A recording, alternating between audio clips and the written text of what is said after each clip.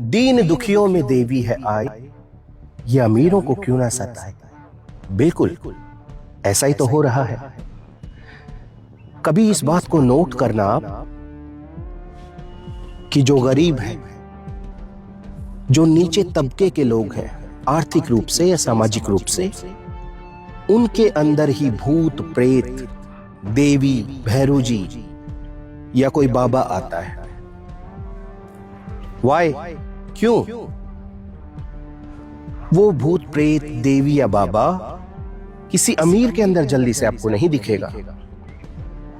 क्या कहेंगे इसको आप? शिक्षा का अभाव?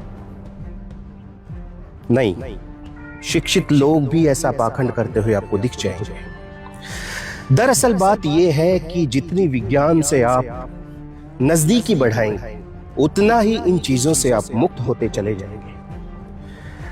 लेकिन बात यह है ना कि वो कहते हैं कि एक ही लकीर पर चलना। भेड़ों का झुंड जो होता है, सारी भेड़ें एक ही चाल में चलती हैं। बस वही हो रहा है। मुझे कोई ये बताए कि गरीब तो बेचारा गरीब है ही, आर्थिक रूप से भी, सामाजिक रूप से भी, जैसे भी। अब कोई देवी देवता, भैरू जी या कोई भूत प्रेत उनके अंदर आएगा तो उसे क्या मिलेगा? जो बेचारा खुद भूखा नंगा है, उसके पास आकर क्या मिलेगा? वो किसी अमीर के पास जाए ना, जहां पर 56 भोग उसको मिलेंगे। लेकिन नहीं, और फिर कहते हैं गरीबी है, गरीबी है, गरीबी। गरीबी क्यों ना हो? विज्ञान के साथ चल नहीं रहे हो। ओपरा पराया, भूत प्रेत, टोना टोटका, बड़ा ताज्जुब होता है। 21वीं सदी में हम जी रहे हैं, लेकिन हो क्या रहा है? बसों से यात्रा आपने की होगी, है ना? बसों की खिड़कियों में, शीशों पर इतनी इतनी साइज के पोस्टर लगे हुए मिलेंगे आपको। मूठ स्पेशलिस्ट, मूठ करनी, जादू टोना, प्रेम विवाह, विदेश यात्रा, हर काम को कराएं चंद मिनटों में, गारंटी के साथ दावा। कहीं लिखा होता है खान बाबा बंगाली। और उन पर्चों पर जो बसों में लगे हुए हैं, उन पर गारंटीड समाधान बताया जाता है कि आपके ऊपर किसी ने जादू टोना कर दिया, मूठ करनी कर दी है, प्रेम विवाह नहीं हो पा रहा है, नौकरी ना लगना, विदेश यात्रा, दुश्मन को घर बैठे हराएं। क्या है ये सब? अगर ऐसा होता है तो मैं एक बात आपसे पूछना चाहता हूं। Elon Musk, Narendra Modi, Barack Obama, बहुत सारी गणमान्य हस्तियां हैं, सेलिब्रिटीज हैं, बड़े बड़े नेता, बड़े बड़े एक्टर्स, तो ये तो 2 मिनट में मिट्टी में मिला दिए जाएंगे अगर दूर से ही जादू टोना होता तो। लेकिन ऐसा नहीं है। मैं आपसे अनुरोध करता हूं, विज्ञान के साथ जितनी नजदीकी आप रखेंगे, उतना ही आपके लिए फायदेमंद रहेगा। और इन कुचक्रों से, पाखंड से, आडंबरों से आप निकल जाएंगे। ये जो पीली पीली सरसों आप देख रहे हैं, क्या है? ये प्रकृति का रंग है, ये नेचुरल है, येलो यानी पीला। लेकिन लोगों ने दिमाग में अपने अपने रंग बना रखे हैं और रंगों को भी बांट लिया है। कोई अपना पीला रंग लेके बैठा है, कोई लाल रंग लेके बैठा है, कोई हरा रंग लेके बैठा है। अब बताओ, तुमने धरती को तो बांट ही लिया था, रंगों को भी बांट लिया। कमाल की बात है। चेहरा लाल कर लेंगे सिंदूर से और बोलेंगे मुझ में हनुमान जी आ गए, मुझ में बालाजी आ गए, मुझ में देवी आ गई। हाथों को लाल कर लेते हैं, मेहंदी लगाते हैं। पता नहीं आदमी है या औरत है, समझ में नहीं आता, आदमी है या औरत है। तन आदमी का है और पोशाक स्त्री की पहन रखी है। नहीं समझ में आता। बट एक चीज समझ में आती है कि ये जितने भी लोग हैं जो पाखंड से घिरे हुए हैं, इनका भविष्य उज्जवल तो नहीं है, अंधकार में इनका भविष्य है। ये इतनी मेहनत यदि पाखंड को छोड़कर सच में धरातल पे, यथार्थ में मेहनत करें, अच्छे पढ़े लिखे, विज्ञान से नजदीकी बढ़ाएं, तो गारंटी के साथ मैं कहता हूं आगे बढ़ने से कोई नहीं रोक सकता। अंधकार को उजाले में बदल सकते हैं।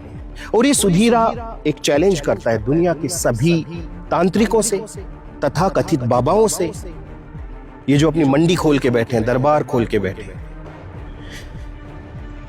कि अगर भूत प्रेत बुलाना जानते हो, देवी देवताओं को बुलाना जानते हो, तो एक काम करो ना, हमारी आर्मी फौज बॉर्डर पे है, सर्दी में बेचारी कितनी परेशान होती है, गर्मी में कितनी परेशान होती है, उनको इधर बुला लो, देवी देवता को छोड़ दो बॉर्डर पे, भूत प्रेतों को छोड़ दो पाकिस्तान के लिए, चाइना के लिए, जो बार बार हमारी जमीन पर कब्जा करते हैं, लेकिन वहां पर इनका तंत्र मंत्र फेल हो जाता है।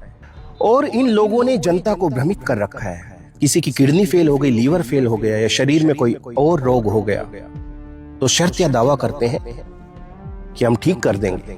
ये तो कोई ऊपरी हवा है जिसकी वजह से शरीर में ये रोग बढ़ा है। जो झाड़ फूंक करके, फूंक मार के आपका इलाज कर रहा है, उसका शरीर देखना कभी, खुद की सांस नहीं आ रही, सांस का पंखा थरथरा रहा है उसका, और वो आपका इलाज करने चला है। कमाल की बात है। और मैं एक बात आपसे और कहना चाहता हूं, इस बात को कोई धार्मिकता पर मत लेना, ये बात सिर्फ और सिर्फ जानकारी के लिए बता रहा हूं मैं आपको, अपने से जोड़ने की जरूरत नहीं है। मंदिर में हर समय, ज्यादातर समय कौन होता है भगवान के पास, भगवान की मूर्ति के पास कौन होता है? पुजारी होता है। मस्जिद में सबसे नजदीक जो इबादत खाना है, उसमें सबसे लंबे समय तक कौन रहता है, दिन या रात? एक मौलवी।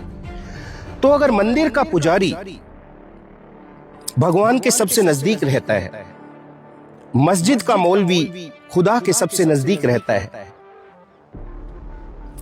तो एक भी 100 अमीर लोगों की श्रेणी में क्यों नहीं है कोई भी पुजारी या कोई भी मौलवी?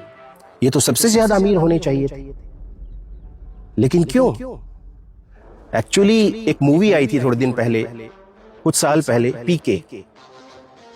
पीके में एक जुमला बार बार दोहराया जाता था कि कोई फिरकी ले रहा है, फिरकी ले रहा है, सच में ही फिरकी ले रहे हैं। उसको पाने का रास्ता सबसे सरल है, सबसे आसान है। क्या करना है? कोई मंदिर, मस्जिद, चर्च, गुरुद्वारा कहीं जाने की जरूरत नहीं है। उसको पाने का सबसे सरल रास्ता जो है वो ये है कि घट में तेरे भगवान है, घट में तेरे खुदा है। अपने अंदर झांक, ऐ इंसान तू खुद को जान।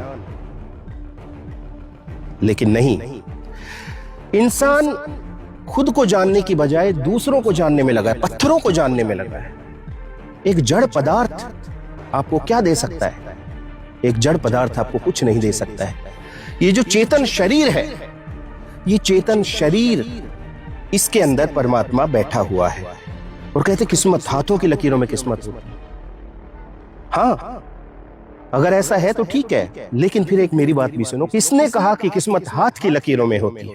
किसने कहा कि किस्मत हाथ की लकीरों में होती है? अरे किस्मत उनकी भी होती है जिनके हाथ नहीं होते।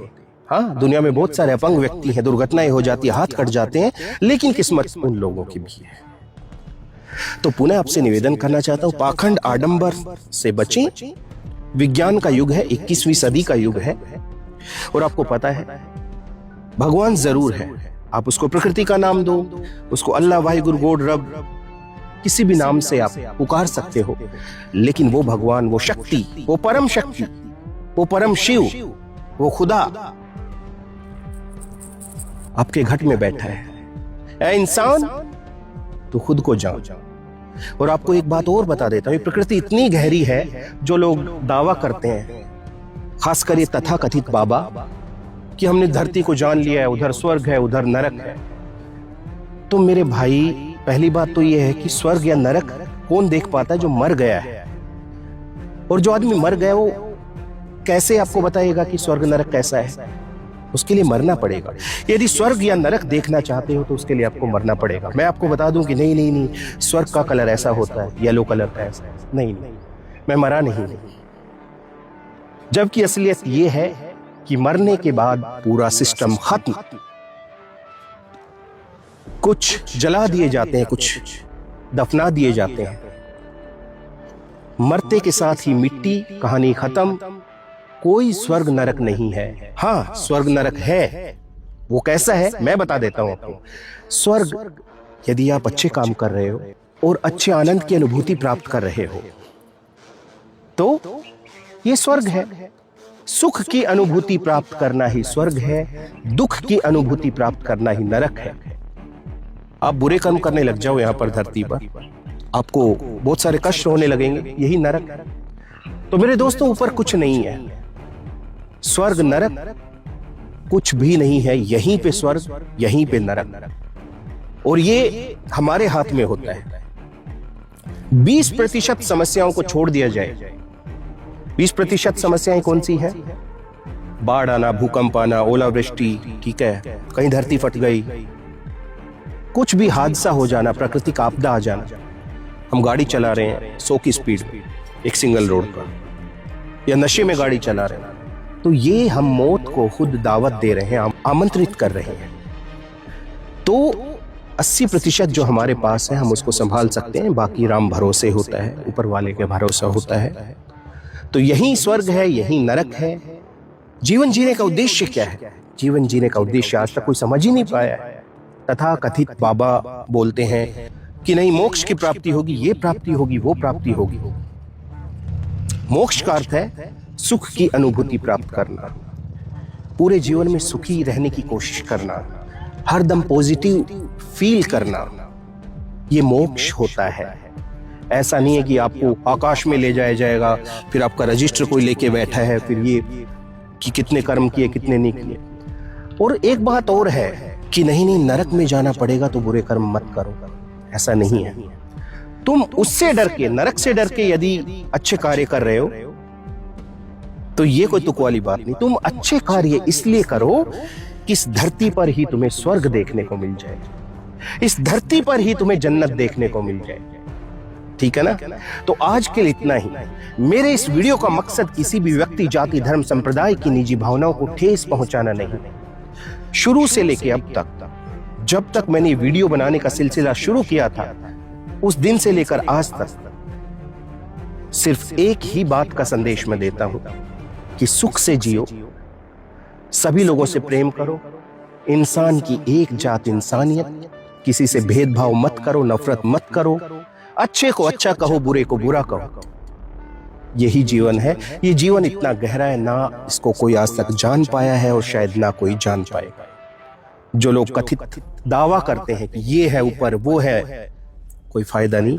और ये जीवन तो इतना गहरा सागर है कि आप कुछ खोज करेंगे, उसमें डूबेंगे, जानने की कोशिश करेंगे तो डूब के रह जाएंगे। इसलिए बेहतर है कि सरलता के साथ जीवन जियो। देखो, ये आपके ऊपर डिपेंड करता है, आपके ऊपर निर्भर करता है कि जीवन को किस नजरिए से देखते हैं। अगर आप जीवन को बहुत ऐसा जटिल समझेंगे तो सच में जटिल है, और जीवन को बहुत सरल तरीके से देखेंगे तो सच में सरल है। तो सरल वाले नजरिए पे जाओ ना। ठीक है, तो आज के लिए इतना ही। मिलता है सुधीरा किसी और वीडियो में, तब तक के लिए अपना ध्यान रखना। मेरी कही गई बातें अच्छी और सच्ची लगी हो तो शेयर कर देना, नहीं तो कोई बात नहीं है। मेरा काम है कहना जो मुझे समझ में आता है। अब आपका काम है माने या ना माने, कैसा आपको लगता है।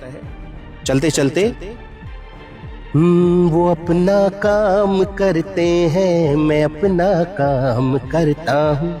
मैं मेरा काम ऐसे करता रहूंगा, आप अपना काम करते रहिए। नमस्कार।